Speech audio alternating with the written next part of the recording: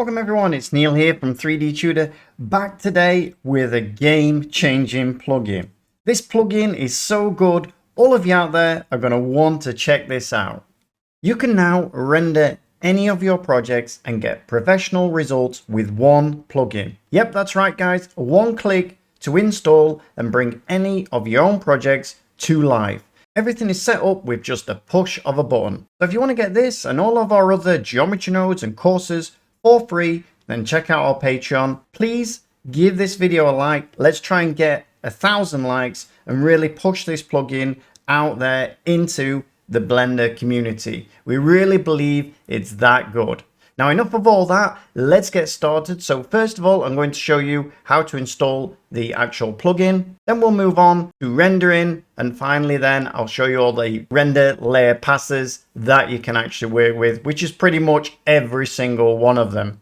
So first of all, to actually install this, we're in Blender 4.2.1, as you can see. And all you need to do is go up to Preferences and go to where it says Add-ons. And then all you're going to do is click this little down arrow and install from disk. Then you're just going to find the actual add-on. Here is where I've put my add-on here. You need to make sure that it's zipped, so don't unzip it once you've downloaded it, and then just double click it, and there you go, 3D Tutor Compositor. Now what we need to do is just close this down, and if you come over to your compositor, you will see now it's here set up. Now what I'm first of all going to do is just show you how to set up your actual compositor so you can use it. So first of all, click Use Nodes. You will see when you first open Blender, this is what you get. You'll also see over the right hand side all of these passes. So that's things like the color pass, the volume pass. All of the passes are unticked at the moment. Now rather than you having to go in there and do all this work yourself, just one click lets you do it all for you. So first of all, let me put this down. So I'm just going to drop this down to give us a little bit more room. And then what I would recommend you do is just pull this over and then just change this one to Image Editor,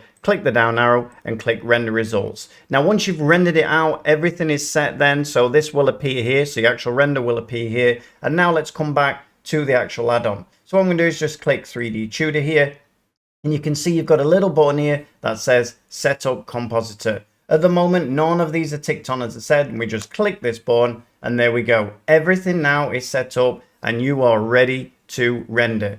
Even if you come over here, you will see as well that even on the film, for instance, the transparency has also been set. So if you want to turn that off, then just come down here and turn that off. You can see all the passes are set up as well, ready for you. Now what we're going to do is we're just going to head on over now to a scene I've already prepared, and I'll show you how this actually works. So here is my scene, and this is actually available in the deluxe version. So all of this is set up for you if you want to go ahead and check that one out. Now at the moment you can see my camera has a mist actually set up on it. I'm going to show you how to use that in a minute. We've also as well put in a volume. So if you, for those of you out there using volume and you've got your volume, I'll show you how that works as well. So first of all, let's actually go on over to the compositor, and you'll see here what actually happens when you click Setup Compositor is these render layers all get put in to here, and within here is where all the magic happens. So all of these actual passes actually work and you can click them on and mess around with them. So what we're first of all going to do is then just go back to modeling. I'm going to show you that if you want your actual mist pass to be on, so let's come to our camera,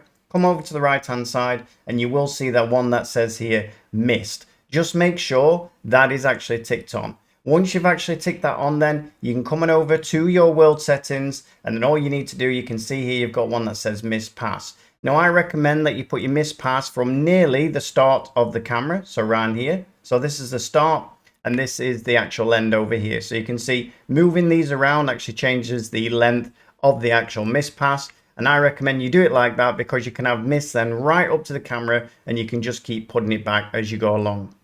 Now with the volume, as you can see, I've just created a small volume box, and this is then to put some actual volume over these leaves and things like that. And I'm sure you might want to do that in your own scenes. All right, so the last thing then to do is actually render this out. So if you're coming over to the right hand side, it's just the same setup as what you guys have got. All you need to do is just change the maximum samples. Now for this, I'm going to put it on 1024. And what I'm also going to do is I'm just going to speed it up just to cut all of that bit out, and then you'll see how it actually works. But first of all, let's come on over to the compositor. I'm going to pull this over, so pull it over because you really don't even need to work in here. This is just to show you how it's set up. So if I pull this over all the way over to the right hand side. And then what I'm going to do now is hit the render button, and I'm going to speed this up so you guys ain't got to watch through another render. Alright everyone, so the render's done, and you will see now that we've also got a transparent background on there, because that is what it actually sets it up with in the beginning. I'm going to show you how to change that, so don't worry too much about that. So all I want to do now is close this down, and then you'll be greeted by this screen, which is that compositor that we actually set up. So first of all, let's go through a few of these options. So what we can do is we can actually put the alpha on or turn it off, which then will put that sky that we had in before on there. The other thing you can do is you can actually add in an image if you want to. So you can see here, I've got an image that I can add in, and it's very easy to just change the image with this button here. So you can click off and then bring in your own images. So all I would do is click off and then click open. And here you can see I've got various backgrounds that I've used in other projects. So let's click this one on, and you'll see then it just pops that in. And that's actually looking pretty nice, but we're not actually going to use that. The other thing you can do with your own images that you bring in for the background is you can change the brightness, you can change them to dark, you can change the scale, the angle, and you can transform them in all those various ways, which makes it incredibly easy to use. Now what I'm going to do instead is I'm going to turn my alpha back on, which is the sky that I actually had. Alright, so moving on down then, we've got this mist, so I'm going to click this on. And what I'm going to do is open that up to show you all the parameters that we've actually got. Now the first thing with the mist is it is based on the camera, as we said. So that camera actually, where we put that mist from the beginning of the camera to the end, allows us then to move this back. So if I start moving this back, you can see that I can start dropping this mist all the way back like so, and only have a bit of mist in the actual background and a little bit round here. So what I'm going to do is I'm going to drop this round about just before this RGB, and then I'm going to come to this one, and what I'm going to do is as well is I'm going to change the color to something darker. So if I drop this down, you will see that now we start to bring back that actual sky. So I'm going to bring it down a little bit darker to something like this, and now you can see that's looking pretty nice. And the other thing I'm going to do is as well is I'm going to change the mist from white. I'm going to set it to a nice blue color, and you'll see now we can change the background of the sky. So that's really handy as well. Now the next thing we're going to move on then is to our color. So if I move to color, you will see that we have full control over all of this color in the actual scene. So not only am I able to make the colors brighter, as you can see, or darker, whichever way I want to do it, but I'm also, if I turn this up a little bit, able then to control the saturation, for instance. So I can bring that saturation up, I can drop it all the way back, whatever I want to do with it. Now what I can also do as well is I can change this value as well to brighten it all up or make it all darker. So lots and lots of things you can use here to actually play around with that. I'm going to close that up now and open up the gloss. Now the gloss, of course, on this scene in particular, is normally to do with things like metal, but it can also be to do with things like your leaves. So for instance, if I come to my gloss here and turn this all the way up, you'll see now that all that glossiness on those leaves starts to really pop out like so. So we're also able to set the gloss levels whatever we want, and then we're able to play around with them along here like so. So you can see now we've got a lot more richness in those leaves. We're able to bring this one over as well like so. And what I'm also able to do with this shine as well is put a slight blue on there. You can see now we can put some blue on there from the actual moon. So what I'm going to do is I'm just going to put it down just a tad like so. And there you go. Now you can see what difference that makes. It looks nice and lush and things like this. Now it's not going to work too well, but generally metal glint, and what it does is it actually gives a little bit of a glint to the metal. So I think you saw in the introduction on the metal, on our dungeon scene, once you click this on, it actually takes that sun that's shining on it and just adds that little bit of a glint. So that's also really, really handy to use. Now the next one is transmission. Now in the introduction you saw the transmission, which was the water. So we had a water there. You can do a lot with this. In this scene we haven't really got a lot of transmission, but we do have some over here, as you can see here. There is a swim pool around here, but I did like this angle better. But what you're able to do, as you can see, this actually turns this up. So you can see if I zoom in, you can see that messing around with here, I'm able to turn this to red, for instance. So it's just loading up and I've got a red edge around it. I'm able to really, really mess around with this and change it to my heart's desire. Now what I'm going to do is I'm going to put it on a tinge of blue there, like so, let it load up. And then I'm going to change this one and I'm going to put this on a little bit of a sky blue, something like that. And there we go. And that's looking pretty nice. The other thing we're able to do as well is with the actual transmission pass, you're able to actually bring in some light. So you can see here, we've now lit it and we're able to turn that up a few levels if we want it. So now you can see it's nice and lit up. So I think that's really something that we wanted to add in there. You know, once you've got transmission in there, adding a bit of glow for those magical scenes and waterfalls, especially if using, doing a stylized render, really helps. I think I've turned mine up a little bit too much, so I'm just going to rein it back in just a little bit like so. So moving along then, we've next got the volume. Now the volume is the one with the fog that I actually set up here. So those of you using volume, turn this on and you'll see, voila, there we go. Now let's come into the volume control. So everything in here, you can control it all from here. So I can turn it up, and what I'll do is drop that back down a little bit like so. And what I'm going to do with this actually is I'm just going to turn it up a little bit like so. And then I'm going to bring it up using this one. Let it load up, and there we go. So we can change the density, we can change the thickness, and what we can also do, if I put this all the way up, so let's make it a lot more dense like so, I'm also able as well to change the color of my actual fog. So now you can see it's beautiful and green. Maybe I've gone a little bit too far with that. Let's pull it up a little bit. Let's pull this back a little bit more, bring in a little bit more, and let's then bring this back just a tad, so it's just that little bit green, and there you go. You can see exactly how nice that is. Now the other thing is, I haven't talked about it yet, but we have got a denoise on, so I will just put that on just quickly just to show you. So this is at the bottom. I recommend you put this on right at the end once you've finished everything, because it does take a long time to actually, you know, work everything out and denoise everything. But you can see now that fog's looking absolutely beautiful. All right, so let's turn this off while we actually work on the rest of the nodes. So what I'm going to do is I'm going to put up my volume, and then I'm going to come down to the next one. Very important one, which is light or emission. Now we've got a few things that we can use here. So first of all, we've got this bloom. If I turn the bloom on, you will see we end up with something like this. We can also turn that off and put the glare up instead. So let's put the glare up. And you'll see now we've got control over there. We've also got control over how bright things are. So you can see now we can really get that to light up, and we can bring it down if we want to. And we can also as well increase the range. So increase the range of this light, as you can see. So we're also able to do that.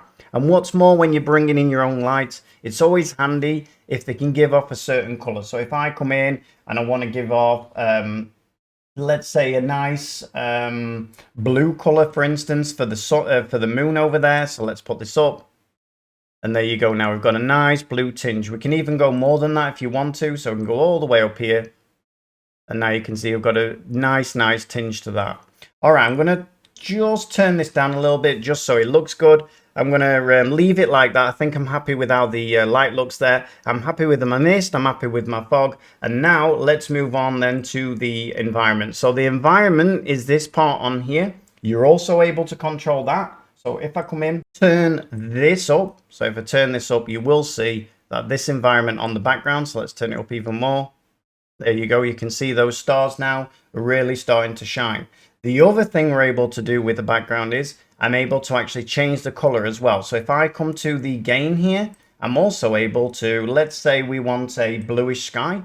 Let's turn that on, and there we go. We've got a bluish sky like so. Now at the moment, this is not being as effective as it can be, and the reason for that is we just need to make sure when we render this out that we've got transparency turned off. So in other words, if you are not going to be using a background, if you're going to be using the one that you've put on there within Blender, just make sure this is turned off, and I'll show you after this what we can actually do with it. So I'm just going to leave everything on like that at the moment, and what I'm going to do is just close this up, and now I'm going to click on my ambient occlusion. Now, one of the best things that you can have is, of course, ambient occlusion, because what it does is allow you to control all of this shadow. So all of this shadow that you see in there now, I have full control of that. I'm able to bring this one down then and bring all of those shadows exactly where I want them. So I can do it like that. I can also come in and add in another one. So I'm just going to click Control and click. And you'll see now, once that loads up, I'm able then to bring in some more shadow. So this is like mid-tone shadows, if you like. There you go. Now you can see just around there, everything is coming into play. And what we're also able to do as well is we're able to turn them up or down. So you're able to get rid of the shadows slightly. You've got complete control over pretty much everything. So those shadows are looking nice. And the other thing we're able to do is we're able to change the color of the shadows. So if I come in and let's say I want them red, you will see now once this loads up, let's just put those down a little bit. And now you'll see they have a red tinge to them once I turn this on. And there you go. Now let's turn this up a little bit. Like so. So now you can see, look, all of these shadows now have a red tinge. Now what I'm going to do is just turn that off just to show you the difference. And there you go. Now why is this useful? Well, for instance, when you're dealing with something with moonlight, you might want a little bit of a blue tinge. So it's a blue tinge now. Let's come in and just turn that down then a little bit. Like so. And there you go. Now the shadows have a slight blue tinge on there. Add into that realism. You can really get in with the details on this, really fine tune everything as much as possible, which means that pretty much any of your own projects can look to a professional level, really pop out when you're uploading them to ArtStation and things like this, all from this simple add-on. Now what I'm going to do is I'm going to close up now Ambient Occlusion, and now I'm going to move on then to the rest of the things, which are effects. So what do the effects do? So we've also included all these in here. So if I click on Diamond Sharpen, what it's going to do is just going to sharpen everything up. Now I recommend that you put these on, and what you want to do is you want to put them on very gradually. So let's put in 0.1 for instance, just to bring out some of that stonework. Now the other thing is as well, don't forget we have got denoise on top of this. So you want to be clicking on that at the end. So you might be asking basically what is the difference then between diamond sharpen and box sharpen? Well, box sharpen is used when you want to get an overall sharpness to an image, and diamond sharpen is used when you want to actually pinpoint certain areas with sharpness. So if I turn this off now, click on box sharpen instead, and you'll see there's a little bit of more of a softness there. We've also added in one that's softened as well, so it can soften our whole scene up. If we put this on 0.6 or something, you will see that this goes much softer,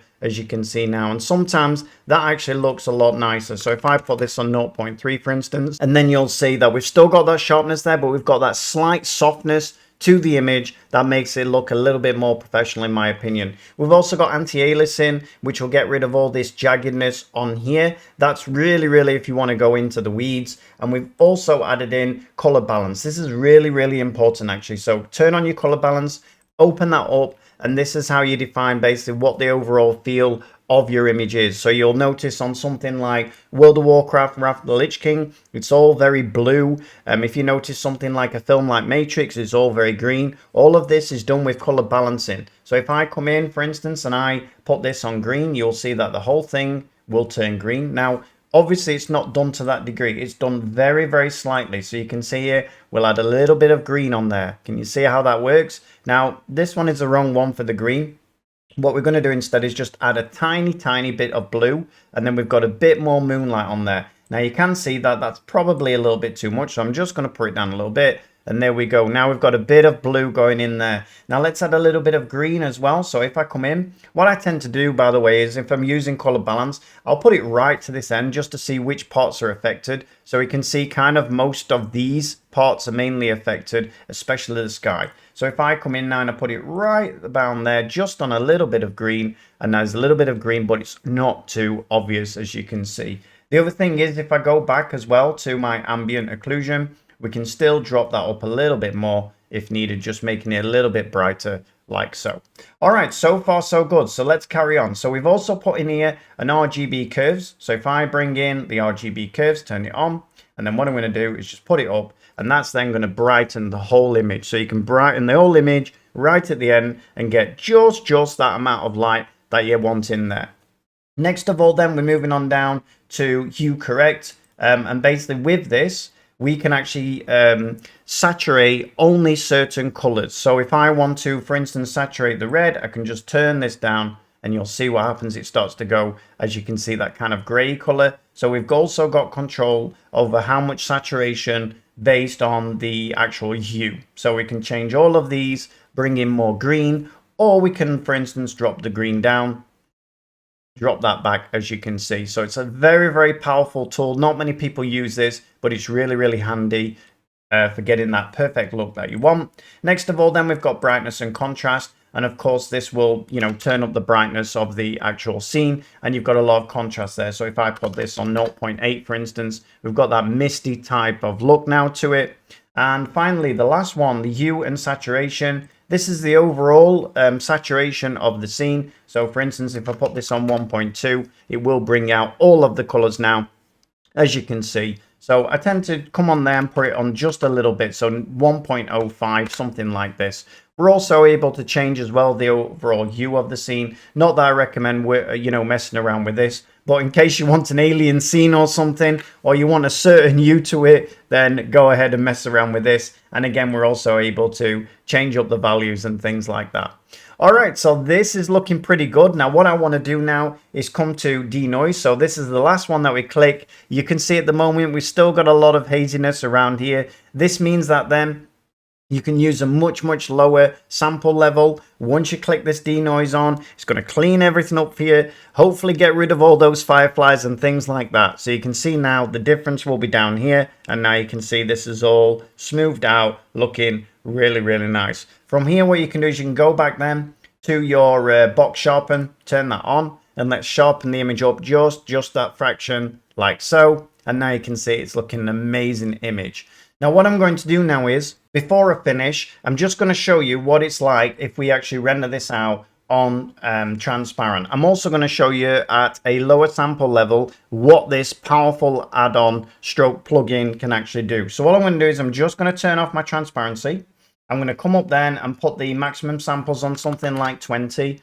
And then what I'm going to do is I'm just going to come over to the world settings. I'm going to just change this. At the moment, the sun elevation is on -6. I'm going to give it a little bit more brightness. So I'm going to put it on 30, something like that. And then you'll see if I come over now to render and render image, this then should take no time at all. So you'll see like it's only on 20 samples. So it should be very fast. The longest part of this is, of course, when the actual compositor part starts. But even then, with such a powerful compositor, it doesn't actually take that actual long to do that part of it. So you can see now we're halfway through it.